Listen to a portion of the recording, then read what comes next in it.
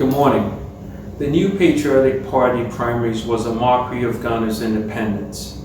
On June 20th, 2020, the NPP held its primaries to select its aspirants in the upcoming 2020 national elections.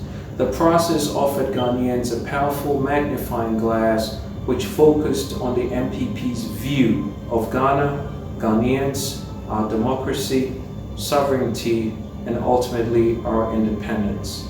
It was a preview of how the 2020 national campaign will be run by the NPP.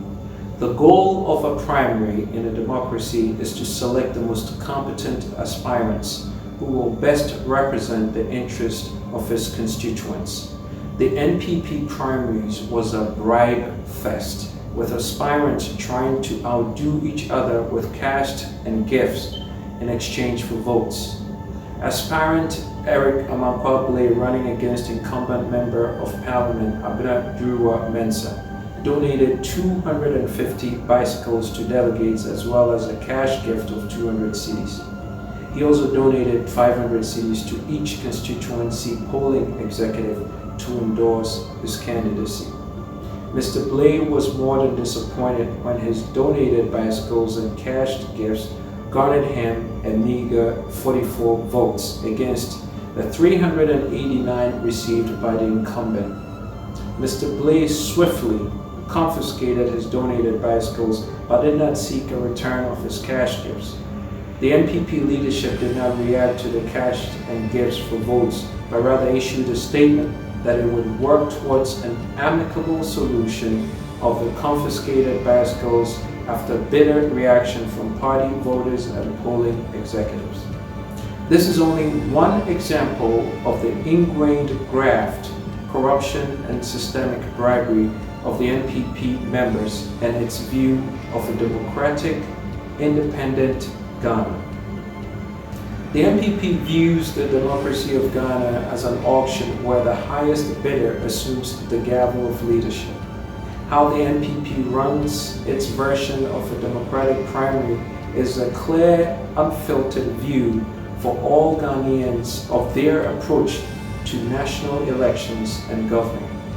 The aspirants of the NPP and NDC are willing to spend exorbitant amounts to secure their place on the ballot because they know their rewards will be tenfold once elected to Parliament. Aside from the astronomical pay and perks of Parliament members, they can count on the generosity of a corrupt government that will include them in the fruits of bribes, graft, and corruption. Mr. Benjamin Ashite Ama, running against the incumbent MP, Mr. Daniel Titus Glover, said he gave each of his 767 delegates who voted 550 cedis, the gift of a tabletop refrigerator and 1,000 cedis by Mr. Titus Glover to each delegate and him the victory over Mr. Ama.